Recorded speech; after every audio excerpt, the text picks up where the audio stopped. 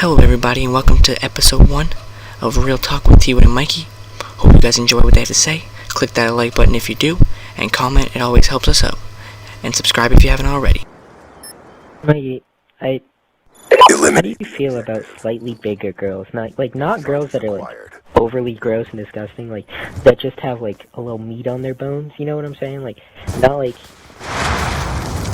grotesque looking.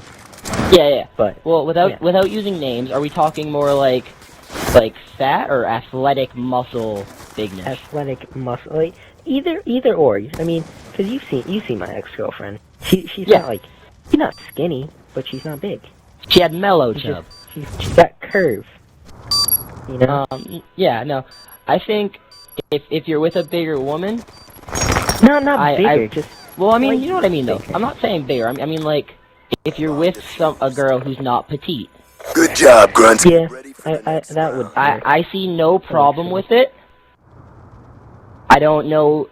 It depends if you want it to be public or not. That's the biggest thing, I think, honestly. Quite frankly, that was what I was worried about, too. I always thought that you guys would, make fun of me for dating a slightly bigger girl. But you guys didn't say anything, so, I mean, I guess it's fine.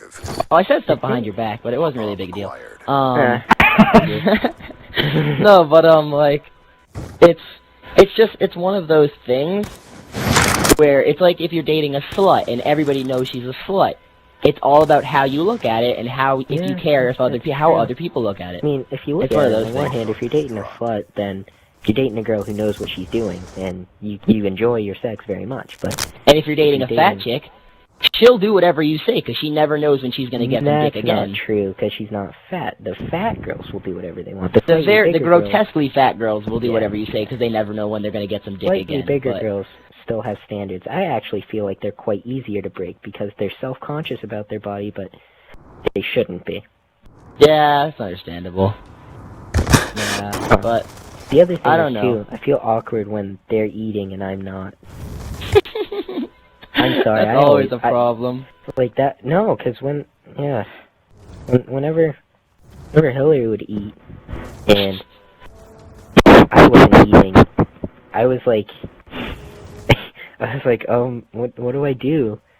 This one time, I was chilling on the couch, and they were eating dinner, and I was like, oh, you guys are eating dinner? She's like, yeah, I thought you were hungry. I was like, I'm good. I didn't really eat much. No, I didn't really eat much, but it was, awkward, because she ate. She didn't eat a lot, obviously. She just ate. It's fine. Ate normally. But I don't know. Yeah. Honestly, a lot of the times, I feel that girls that aren't completely petite, I feel like they are a lot more, would be a lot more comfortable to be with than a girl who's super skinny. Yeah. Because, honestly, I mean, looking at this from my point of view, I am a man who enjoys a big butt.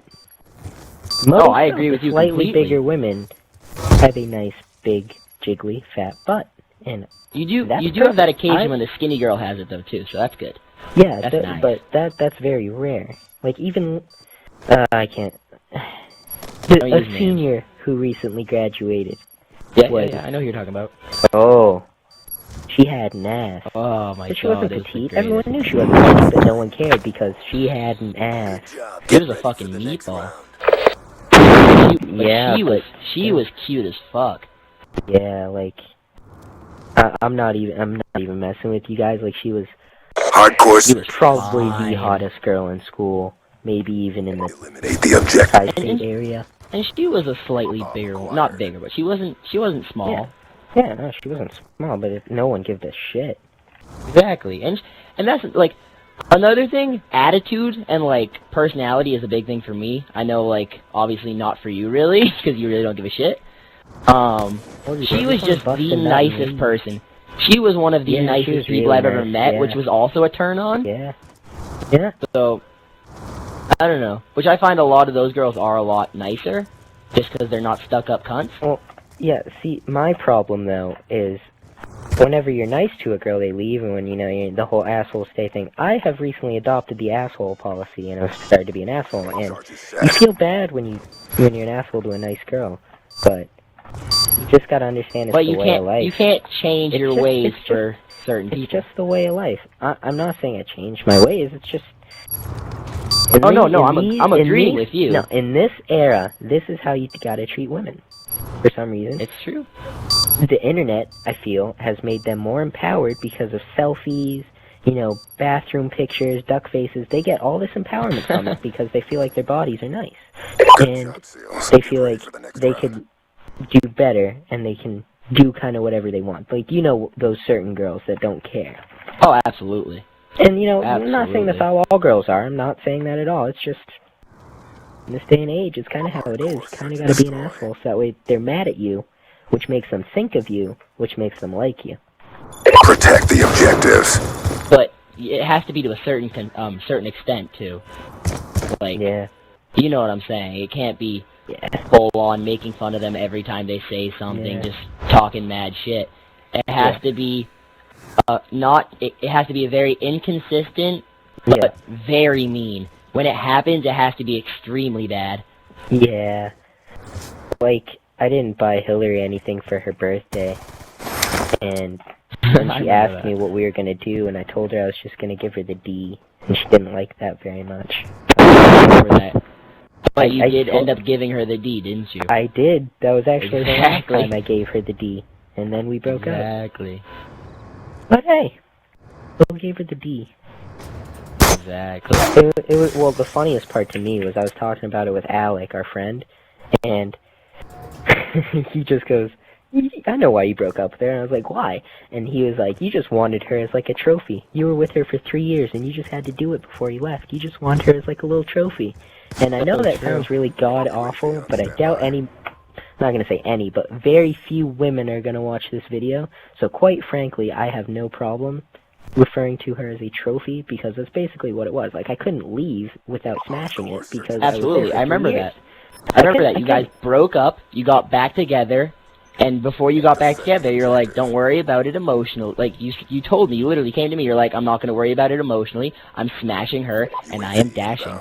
No, I didn't dash. Like, I stuck around. Like, I did care about her, but at the point, it was like, if you don't see a girl, and keep in mind, those of you at home watching, I did not get to see her very often. I saw her maybe twice a month. And keep in mind, we're in high school, and this is the summertime. Now, granted, she's working, but for real, I asked her to come over, like, almost every weekend. She kept coming up with excuses, and quite frankly, it was time to go.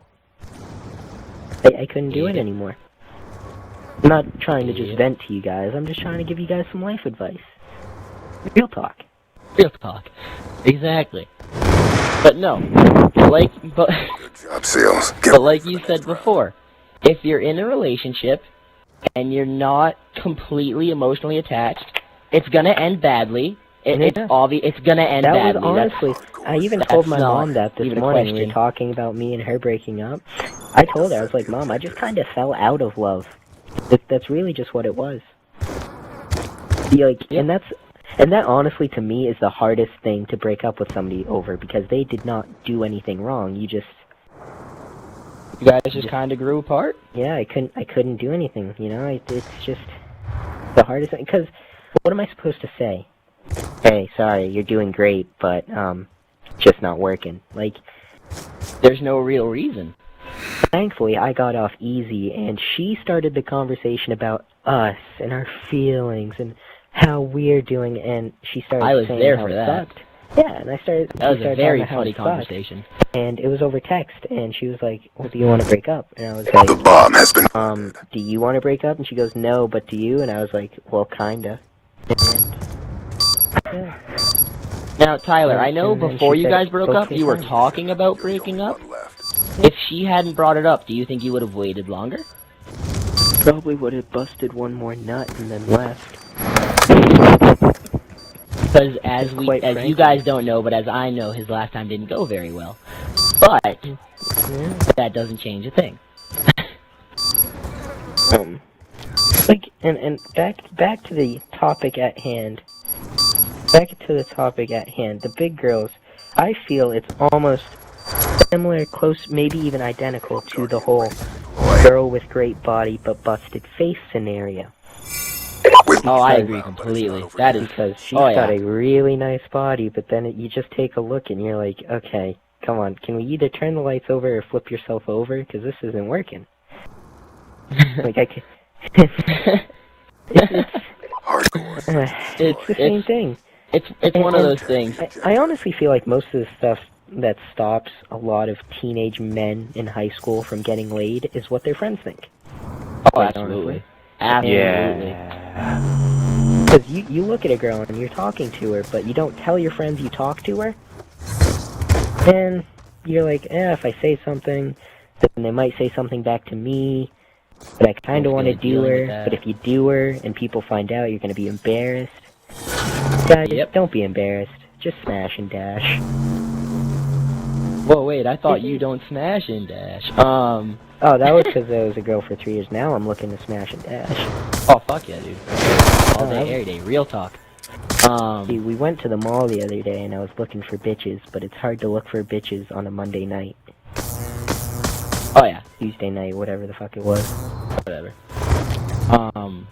I still love the story about the girl you got the number from at Rite Aid. I just walked in there and she handed it to me. I walked up, handed her my application, and I was like, what number can I call for? And she was like, oh, you can call this number, and wrote down her number. This girl, I saw her when me and Devin went back in to Rite Aid to get drinks. Devin's our black friend, by the way. We had mad munchies, and we were like, alright, we're on our way to McDonald's, but we didn't want to pay, like, $1.50 for, like, a medium drink when we could just go to Rite Aid, pay $2, and get 2 big-ass Arizonas. And it was on the way, so we walked to Rite Aid, got them, and I saw her, and she was bent over, like, putting shit on the shelf. And I was like, damn, she got a fat ass. Turned right around, busted. Head to neck, busted. And I was just like, yeah, Devin, what would you say? And he said that he wouldn't blame me, but he wouldn't be proud of me. And quite frankly, that's how I feel like it is. So boys, quite frankly, no one gives a shit who you smash because you smashed. Don't brag about smashing an ugly chick, though. Just keep it to yourself. It's one of those things. Nobody cares. No one's gonna say anything. If people ask, say, yeah, I did it. But don't brag about it. Just say you did it. Don't deny it, but don't admit it. If you're attracted to her, you're attracted to her. I'm being told we're running out of time. But how much time left? Story here, guys. Don't fuck with guys in high school. Just real talk. Get your dick wet. Real talk. Real talk.